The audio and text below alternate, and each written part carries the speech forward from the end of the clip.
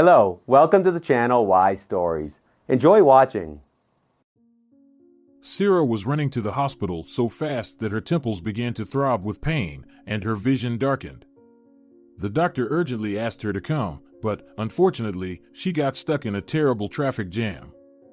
Unable to sit still and wait for the traffic to finally clear, Cira handed the money to the taxi driver and dashed onto the road. She maneuvered through 3 lanes of cars and sprinted. At that moment, she was thinking about the worst possible outcomes. She constantly reminded herself, find out what they'll say first, then worry. However, each time, her imagination painted grim pictures. Her son had been battling a severe autoimmune disease for 3 years. His body was attacking itself. Doctors managed to put him in remission, but the illness kept returning. This time, it was more serious than usual. Therapy was no longer effective.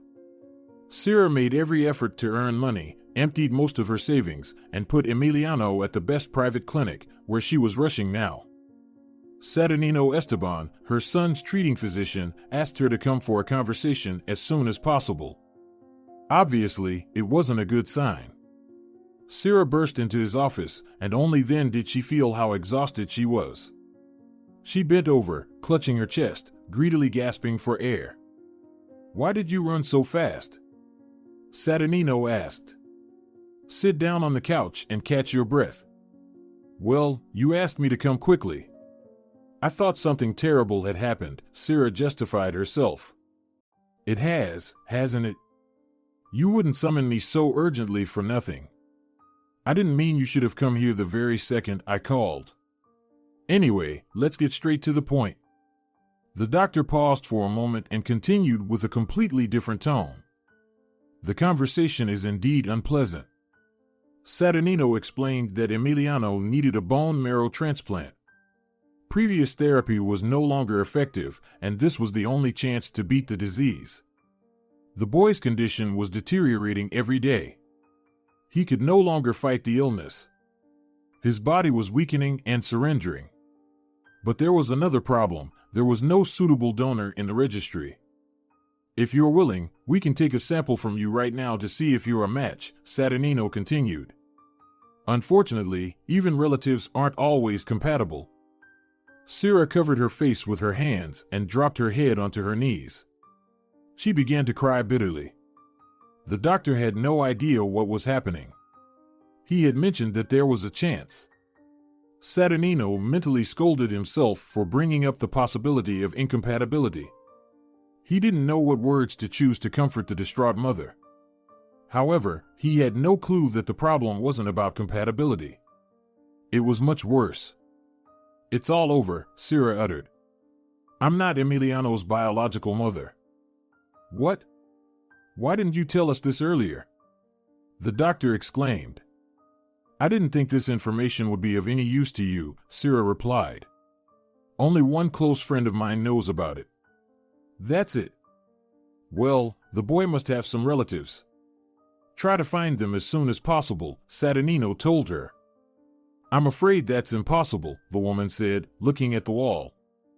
"I've tried to learn something about his past, but they told me that the documents are lost."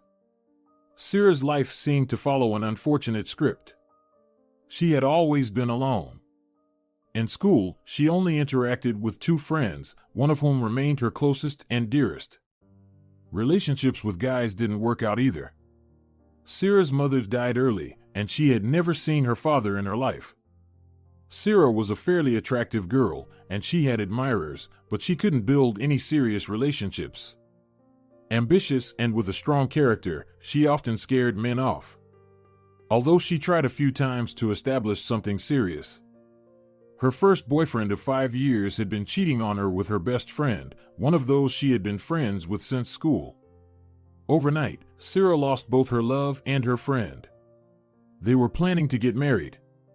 In the end, Cira's school friend married her former boyfriend.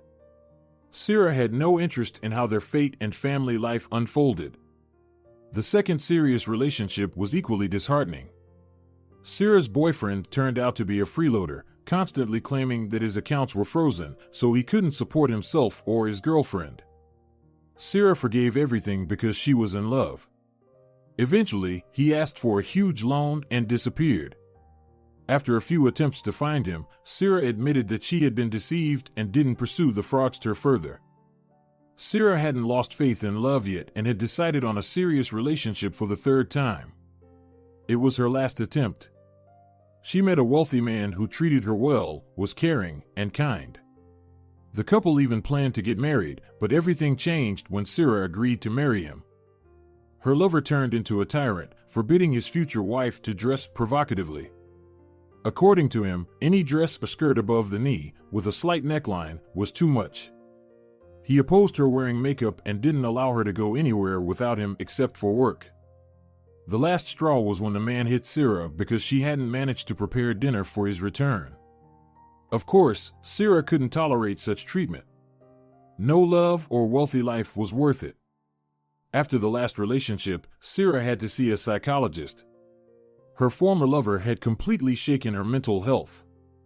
But after therapy, she returned to her former self, even more confident.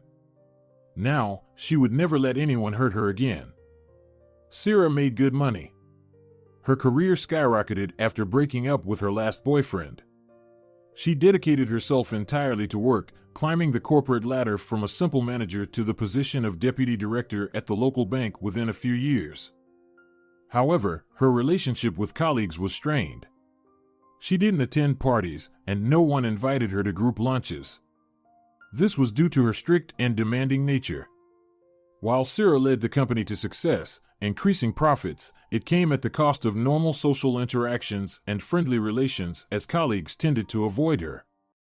On the surface, everything in her life seemed to be in order. She had an apartment in the city center, a good job she loved, and a loyal friend. Yet, one thing was missing in her life to be completely happy: family. She didn't suffer from a lack of social interaction. She was accustomed to handling everything independently.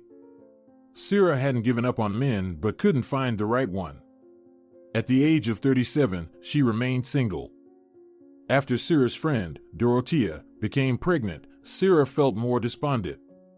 She also wanted to become a mother, but for now, she only cared for her cat. That's when the idea of adopting a child from an orphanage crossed her mind. Are you out of your mind? We don't know what genes the child might inherit, Dorothea tried to dissuade her. Kids in orphanages often come from families with various issues. Not true, Cira responded. I believe that upbringing, not genes, is what matters. I'm 37. Imagine how much time will pass while I'm searching for a husband and we're going to try to conceive a child. I don't want to spend my old age surrounded by a bunch of cats, feeling insignificant.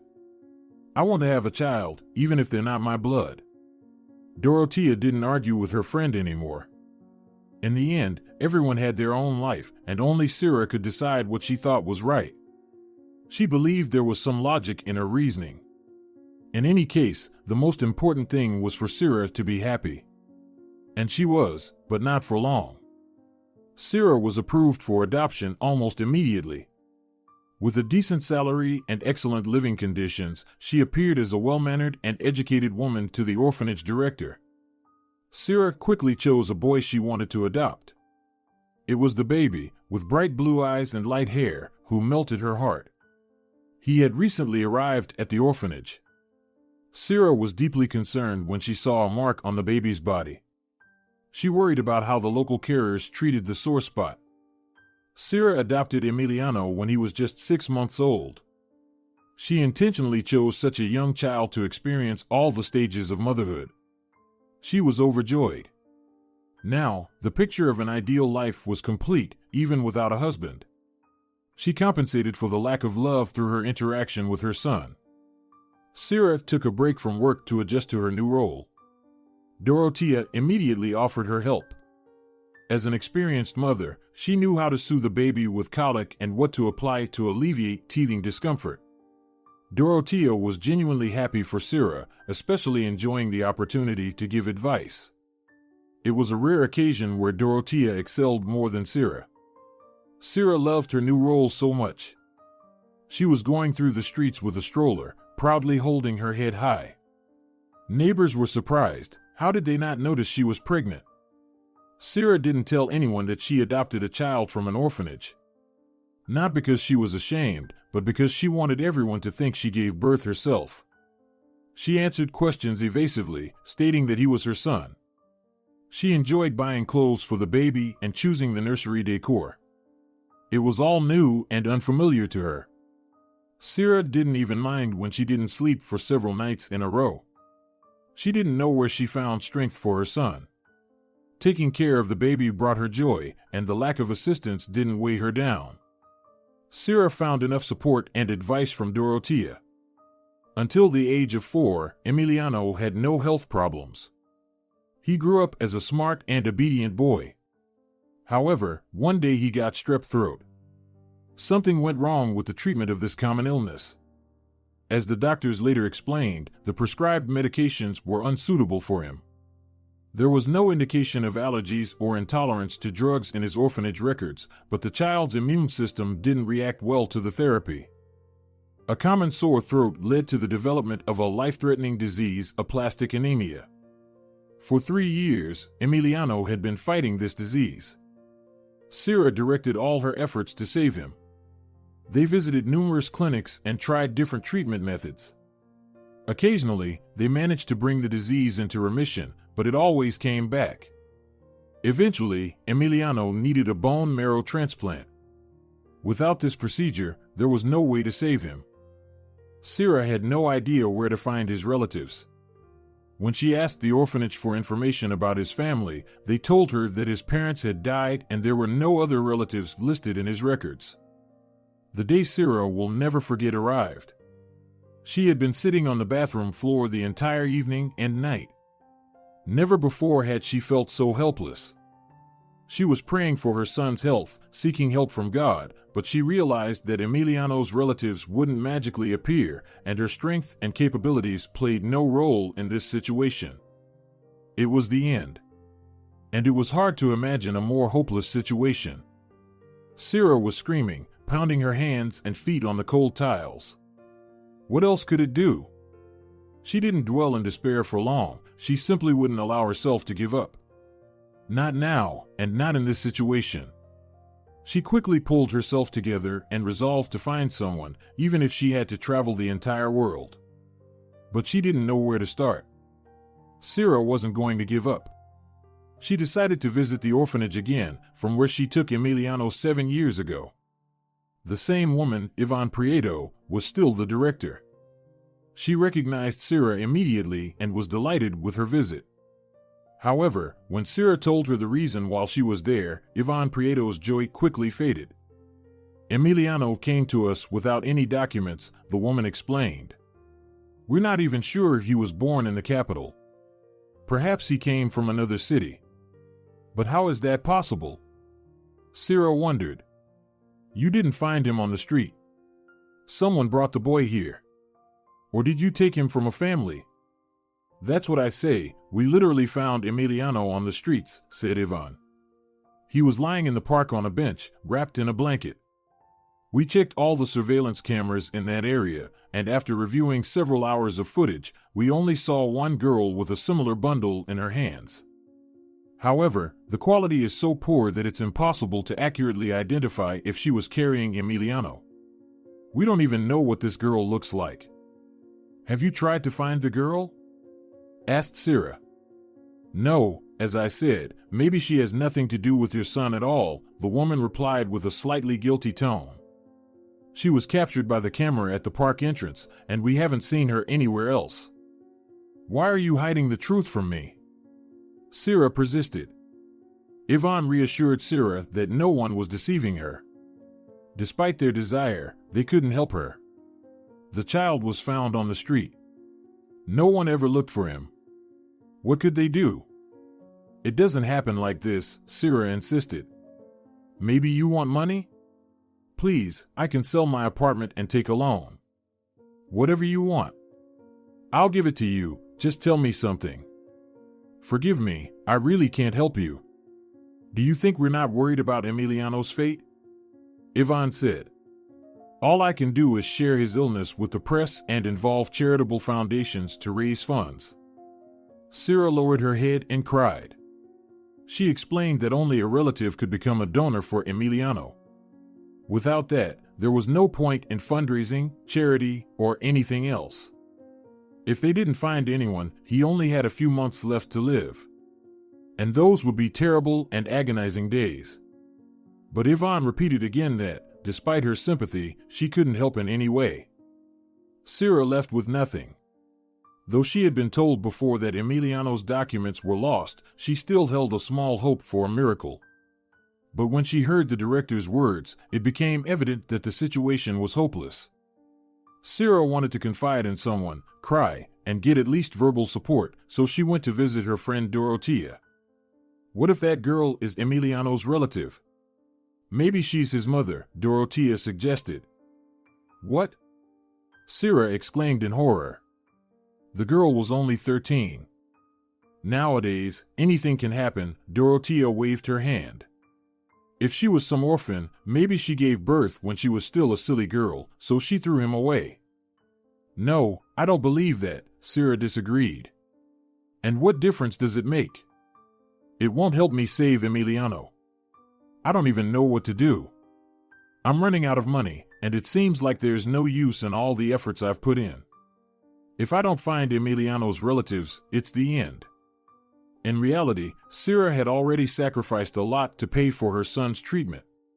She had spent almost all the savings she had accumulated since the first day she started earning. She sold her car and garage, but she didn't regret any of it as long as her son was healthy. Maybe you should visit a healer? Dorothea suggested. If modern medicine isn't helping, you can try alternative methods. Cira looked at her friend as if she were crazy. While she also had an interest in mysterious and unexplored things, she wouldn't risk her son's health by trusting it to psychics. Why are you looking at me like that? Dorothea seemed a bit offended. By the way, we used to go to a fortune teller together 3 or 4 years ago. But it's one thing to find out if you'll get married or not, and quite another to cure a disease, Cira laughed, further upsetting Dorothea. Sorry, but no. I haven't lost hope that much yet. We could go to a psychic who might find this girl, Dorothea persisted. I've seen on TV that they help locate people. It's all nonsense. No one claimed that the girl in that recording was carrying a bundle with a baby. It's all unclear, Cira replied, tired of Dorothea's fairy tale suggestions. The woman quickly changed the subject to not quarrel with her friend. Cira asked about Dorothea's daughter, knowing that Dorothea enjoyed talking about her child. While her friend shared her daughter's achievements, Cira almost didn't listen. She silently nodded and praised the photos of the clay crafts the girl made, all while thinking about how to save her son. The next day, Cira decided to take the subway to go to the hospital. She hadn't been there for several years.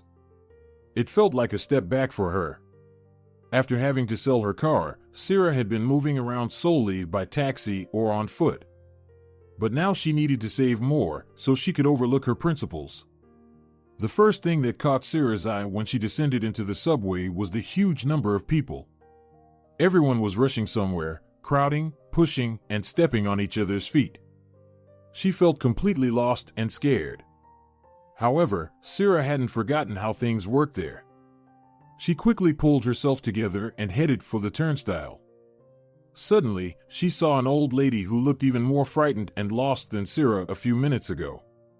The elderly woman stared at the turnstile, holding a banknote in her hands, not understanding what she needed to do. "Let me help you," Cira offered with a smile. She swiped her card at the turnstile, paying for the old lady's fare. "Thank you so much, dear. I might have stayed here if it weren't for you," the grandma thanked Cira. The old lady introduced herself as Acacia Gonzalez. Cira also gave her name. They started talking, moving aside not to disturb anyone. Something prevented Cira from taking her eyes off this kind and sweet woman.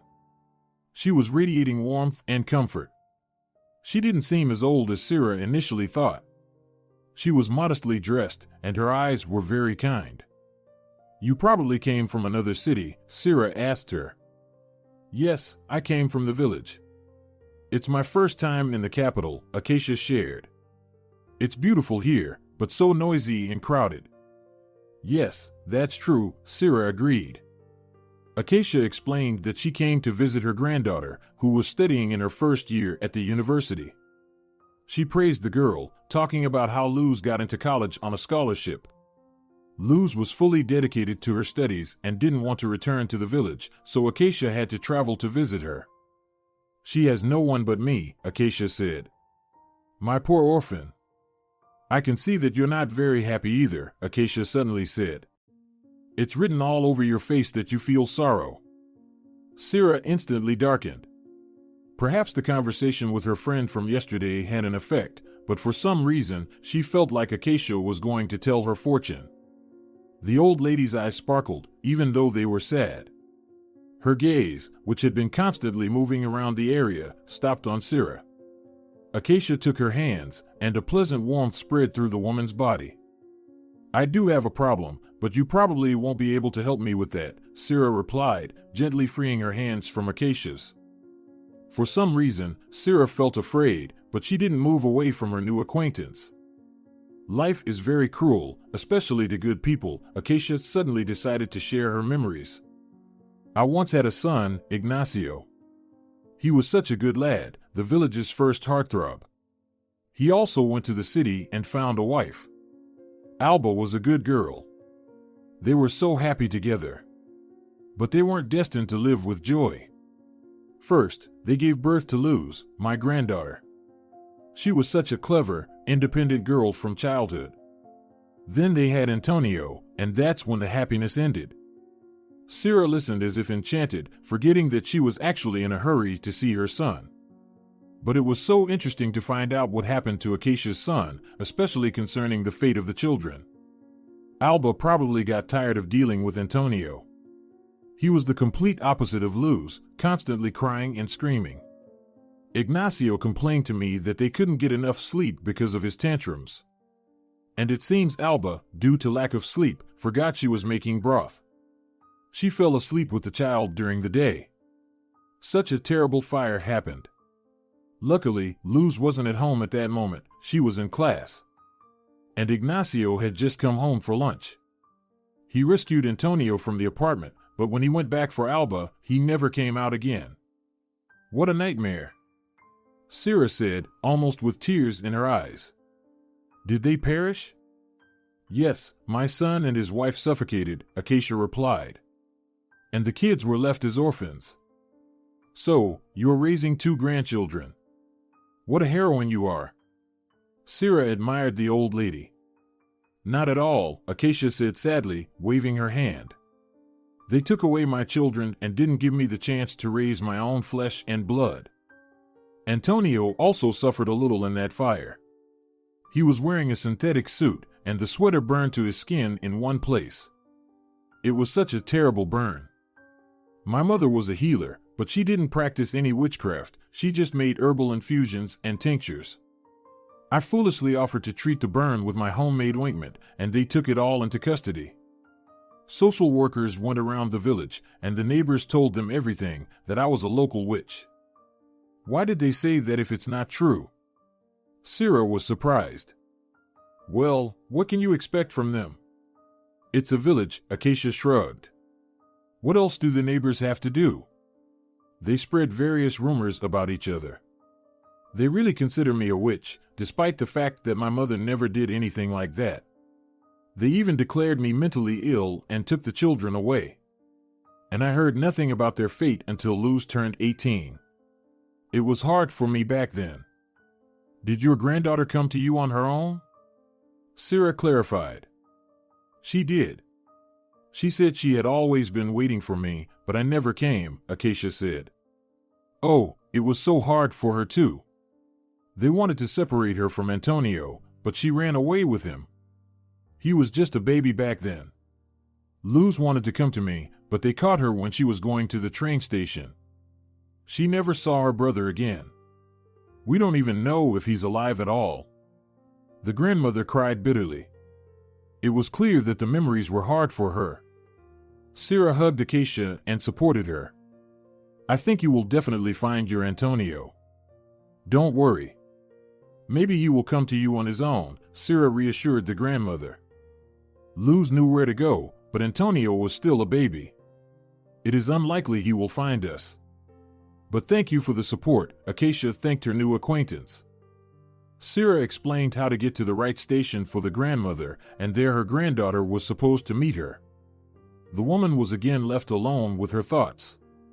Acacia's story somewhat pulled her out of her harsh reality. For a moment, she forgot about her own problems.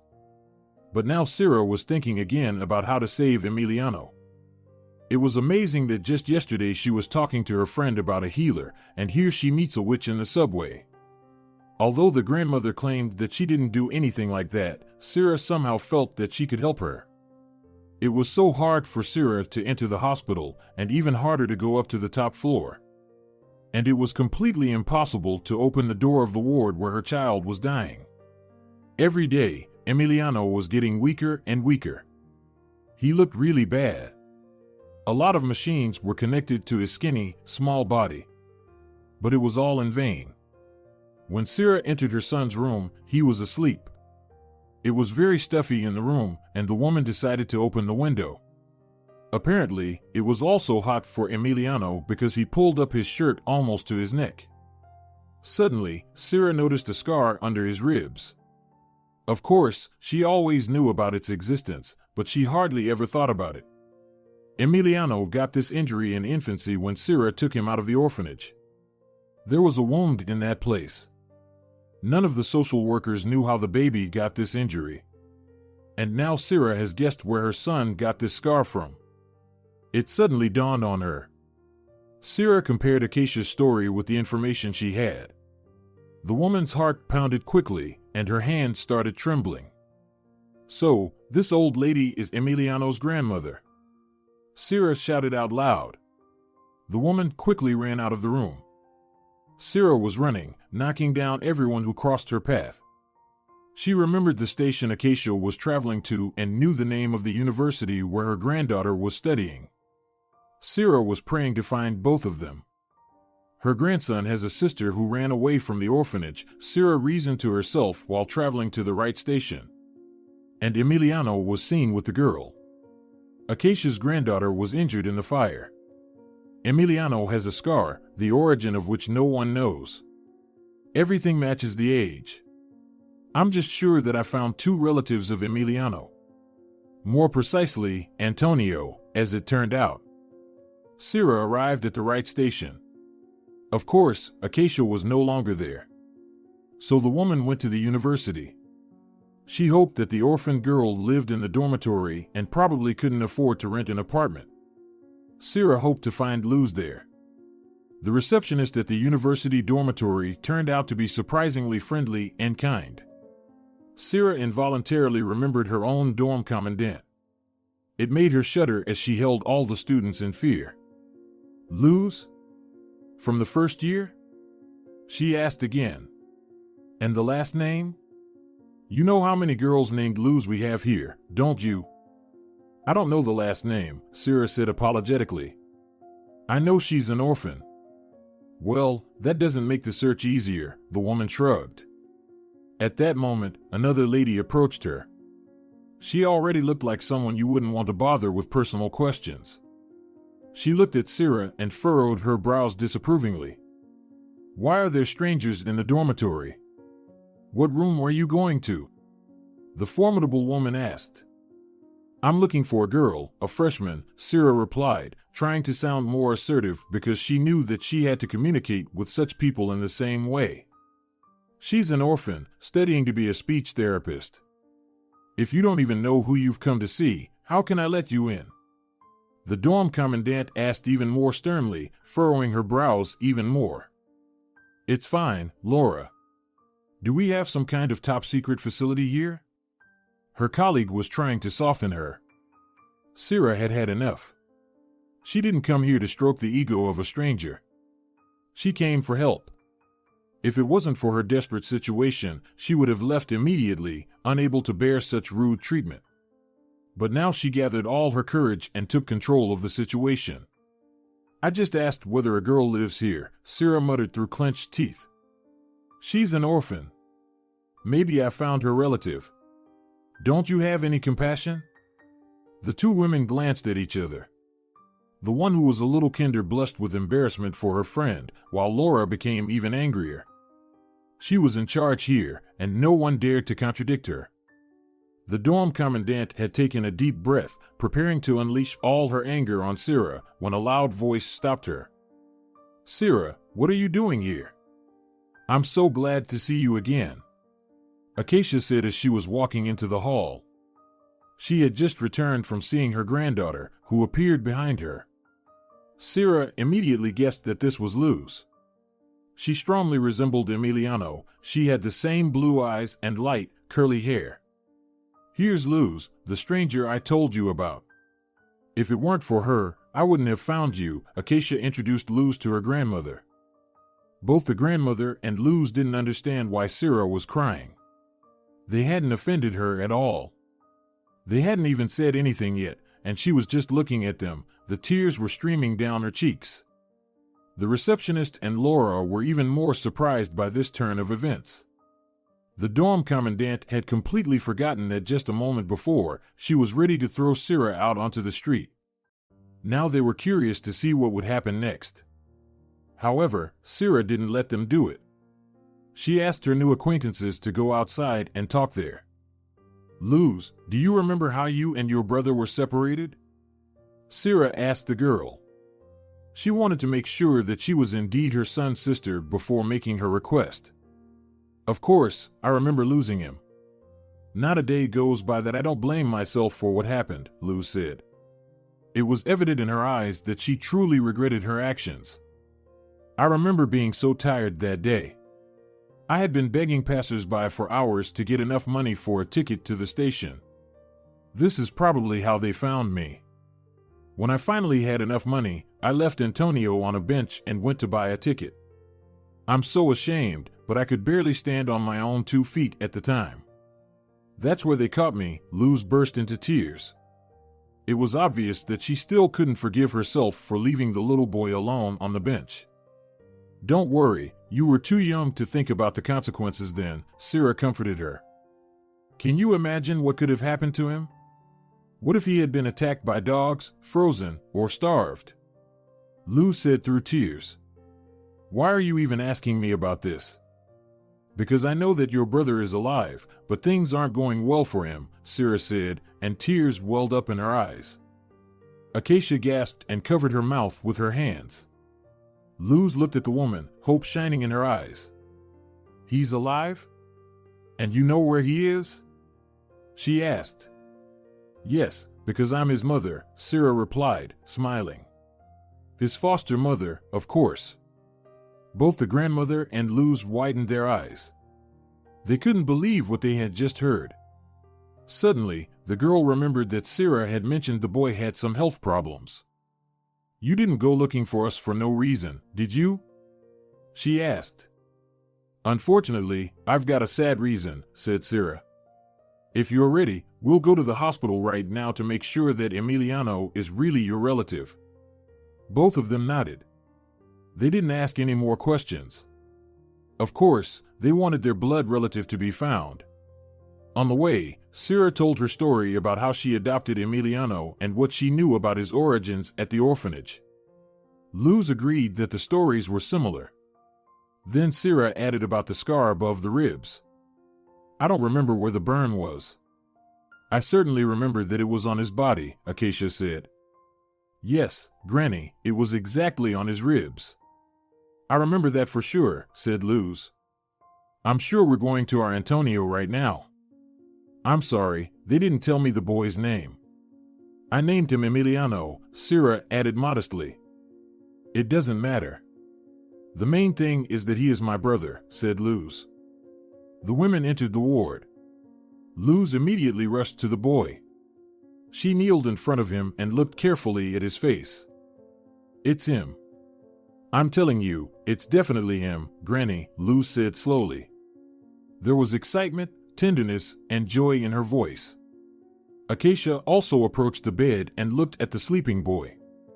"Luz, he's so much like you, especially when you were little," said the grandmother as she wiped away her tears. Throughout this time, Cira was standing modestly in the corner of the ward, not to disturb the sisters and the grandmother's admiration for her son, whom they lost 7 years ago. It's a pity that Emiliano couldn't regain consciousness and talk to them right now, though he was completely unaware of who these people were. Luz, are you willing to be a donor for Emiliano? Only a relative can save him, Cira asked. Why are you asking? Of course, I'll do everything to save him, said Luz. Take all of me, but save Emiliano. Cira left the girl with her grandmother in Emiliano's ward so they could spend some time alone with him, and she went to the doctor. She told Saturnino that she found her son's relatives, and they were willing to be donors for him. Excellent. These are very good news, said the doctor, delighted. Tell them to come here now. I'll explain the procedure. We'll take the tests and check compatibility. If everything is fine, we can perform the operation this week. Cira couldn't believe her happiness. She ran to the ward to deliver the news from the doctor as soon as possible. She was in such a hurry that she didn't notice the wet floor sign. Cira instantly flew into the air and fell to the tiled floor with a crash. A loud crunch resonated throughout the department, followed by a loud cry. The commotion drew the attention of the whole hospital. Everyone looked at the woman, who was lying on the floor, with her arms and legs sprawled in different directions. Cira had broken her leg, and it was a complex fracture with displacement. You're lucky that you fell in the hospital. There is not far to go, joked the traumatologist. I don't share your joy, Cira said indignantly. My son will have to undergo a complex operation, and I will be in a cast and won't even be able to help him. Cira was admitted to the hospital. She was fully immobilized for several weeks, the most important weeks of her life. That same evening, when she broke her leg, Luz and Acacia came to visit her. Cira, don't worry, the grandmother reassured her. We talked to the doctor. Luz had the tests taken. We'll know about the transplant tomorrow. Yes, don't worry. Granny will look after both Emiliano and you. I'll always be there to help. Saturnino said they'd discharge me on the same day after the tests. Luz supported Cira. I'm so lucky to have you, Cira replied. Dorothea did not leave her friend without attention either. She came to visit her on the very first day. Cira immediately shared her joy, telling the amazing story of how she met Acacia and about Emiliano's sister, who would be the donor. Aren't you afraid that after Emiliano recovers, they will take him away from you? Asked Dorothea. You know how to escalate the situation, Cira laughed at her friend. How can they take him away? He has been my son for 7 years. No unexpected relatives can take him away from me.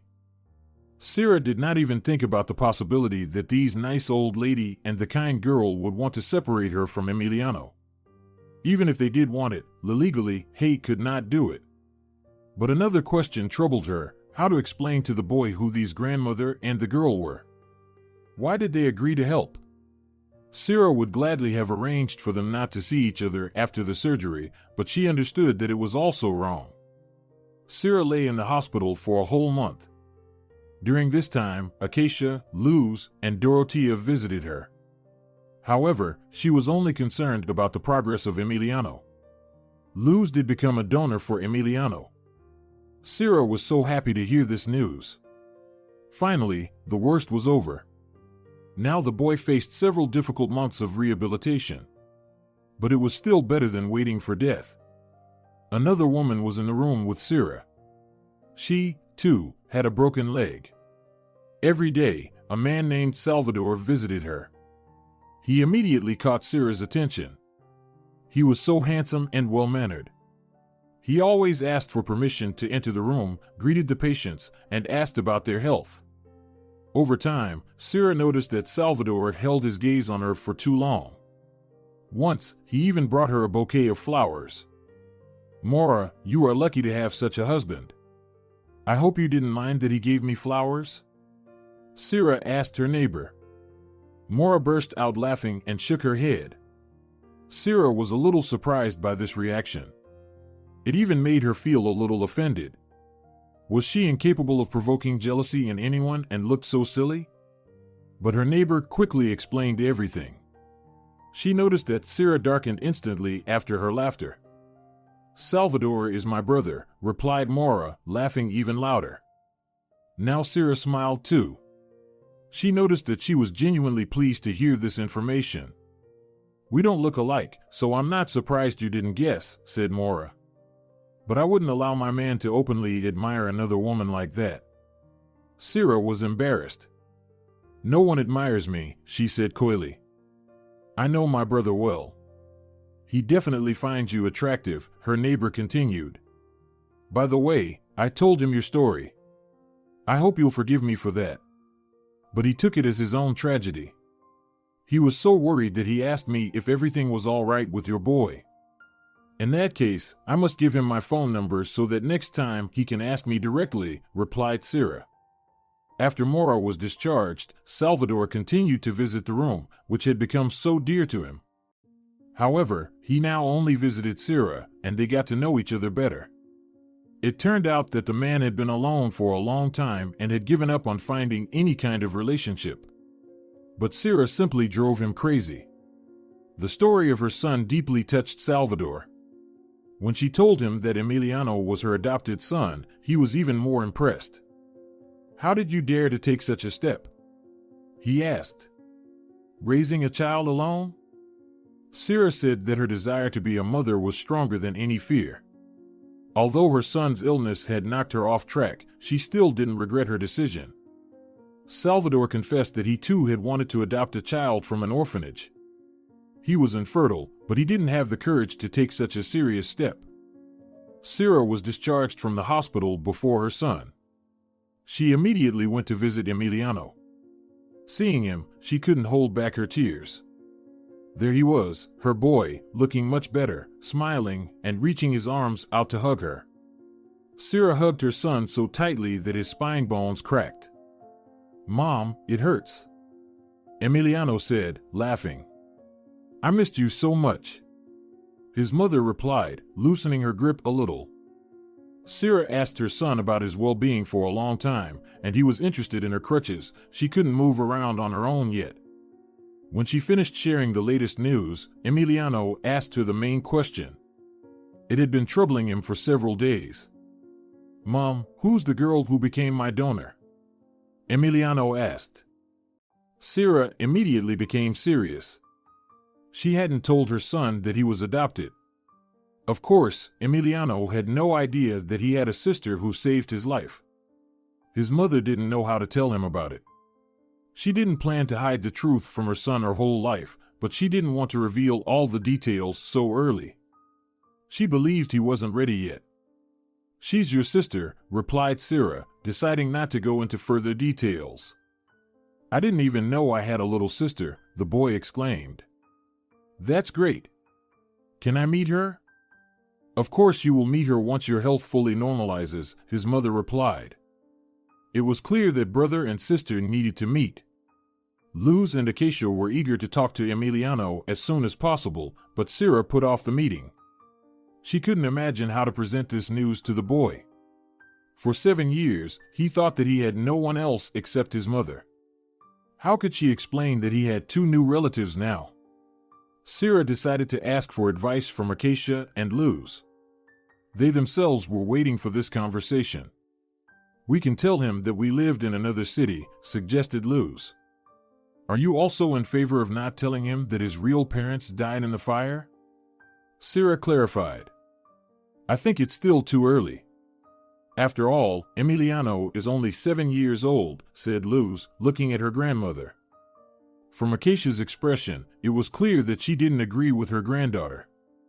Her eyes were sad, and her lips trembled, as if she wanted to say something but couldn't. "Acacia, please speak up," Cira asked. "I wanted to talk to both of you together to find the right solution. I believe that the child should know the truth, and I want my grandson to honor the memory of his father. He was a worthy man," the grandmother said proudly. "Granny, he's only 7. He has recently overcome a life-threatening illness, and you propose to shoulder this burden on him?" protested Luz. I still want us to come to a mutual decision, Cira added modestly. Neither Luz nor Cira expected Acacia to insist so strongly that Emiliano should have learned the truth about his family as soon as possible. A real scandal broke out between the women, specifically between the grandmother and the granddaughter. Cira only occasionally added that she wanted to peacefully resolve the issue. Luz argued that such news would simply destroy the child's psyche, but Acacia didn't want to hear her out. In the end, the discussion dragged on for several hours, and the grandmother gave in against her granddaughter's arguments. Luz managed to convince her. Therefore, we'll tell him when he's older. For now, we'll say you lived in another city, right? Cira clarified as a conclusion. Yes, Luz replied firmly. Acacia only nodded in agreement, looking offended. Deep down, she was against this decision. Maybe you should introduce him to your man as a real father who just lived in another city? Acacia asked sarcastically, earning a disapproving look from Luz. No, Cira calmly said. I don't plan to deceive my son. Furthermore, I'm willing to tell him the whole truth about you two right now. But I believe we should prioritize Emiliano's health and well-being. I don't want to cause him psychological trauma. Acacia apologized for her snarkiness, explaining that she also cared deeply for Emiliano. She wanted to connect with the boy as a grandmother, but for now, he would think she was just a friend of his mother. This was the hardest part for her to accept. After such a heavy conversation, Cira wanted to talk privately with Luz. She couldn't understand why Luz was so rude to her grandmother, who was the closest and dearest person to her. This is how my personality formed after living in an orphanage, Luz answered, avoiding eye contact with Cira. I heard that children there can be cruel. Was it really that bad? Cira asked. If only it were just the children, Luz sighed heavily, recalling. Teachers, caregivers. It felt like everyone there hated you. As if I were to blame for being an orphan. It wasn't my decision. I'm so grateful to you for helping my brother avoid my fate, so I can't be against you. Grandma doesn't know how hard it was for me there. Would I have run away if it were as good as a health resort? She doesn't know, but I tried to escape 3 more times afterward, and each time, they caught me. I can't imagine what kind of person Emiliano would be if he were in my shoes. The next day, Cira decided to introduce her son to his sister and grandmother. They agreed to meet in the evening after Luz finished her studies. However, during the day, Cira visited Emiliano to share the joyful news. She was still contemplating how to introduce Acacia to her son when someone else made the decision for her. When Cira entered Emiliano's room, she was surprised to find Acacia already there, showing the boy the photo album. Cira was taken aback, realizing what was happening. Out of respect for Emiliano and the age of Acacia, she refrained from causing a scene. Mom? Emiliano asked, tears welling up in his eyes and his chin trembling. One more second, and Emiliano would burst into tears. Cira recognized these signs very well. She approached him with a smile, wanting to convey that everything was okay. Mom, is it true? What that old lady told me, is it true? He asked. Cira silently nodded. She didn't know how to proceed. She was afraid of the next questions her son could ask and worried about how he would react. I was just coming to tell you about it, Cira said, her voice hoarse with emotion. She shot a glance at Acacia. She harbored no anger towards the woman but felt so hurt that she decided to go through with everything in secret. Couldn't they have all gathered together and told Emiliano the truth? Cira wasn't against it. Emiliano, I want you to know that I've always loved you and will continue to do so, Cira said, finding it increasingly difficult to hold herself together. She slowly approached her son to embrace him. How she feared that Emiliano would reject her now. What if he stopped loving her? But the boy hugged his mother tightly, pressing against her chest. Mom, I'm so happy. Now I have a grandma and a sister too. By the way, when will I meet her? The boy asked. His voice was joyful, and, surprisingly for Cira, he took the information about his real parents quite calmly. She breathed a sigh of relief. Luz will come to see you tonight after her classes, Cira said. Acacia had been sitting with her head bowed apologetically. She even blushed with shame when Cira looked at her again. They left her to talk without Emiliano. I'm sorry, but I just couldn't keep it to myself. I'm not going to turn him against you, I swear. Acacia immediately began to justify herself. I just want to make sure he knows who his parents were. I'm short on time. I want to be sure that our grandson knows about his roots. It's okay, Cira said, although inside, a storm of emotions was raging. The main thing is that he took it well. I hope it won't affect him negatively in the future. When Luz heard that Emiliano already knew everything, she initially became angry too. She shot an even more resentful look at Grandma than Cira did. Acacia shrank, her neck completely disappearing into her shoulders. Cira decided to stand up for her. Don't worry. Emiliano took it calmly. He's looking forward to meeting you. He doesn't know and will never know about the bench incident. You can be sure of that, Luz reassured Cira, calming down. The girl went to her brother alone. He had such a big smile on his face. She responded in kind. Luz silently hugged Emiliano, and they had been sitting like that for a few minutes. Then brother and sister were sharing stories about themselves. The boy was talking about his love for soccer and promised to show his skills to his sister when he fully recovered. He's the most wonderful child I've ever met in my life, Luz said when she left her brother's room. Thank you for raising him.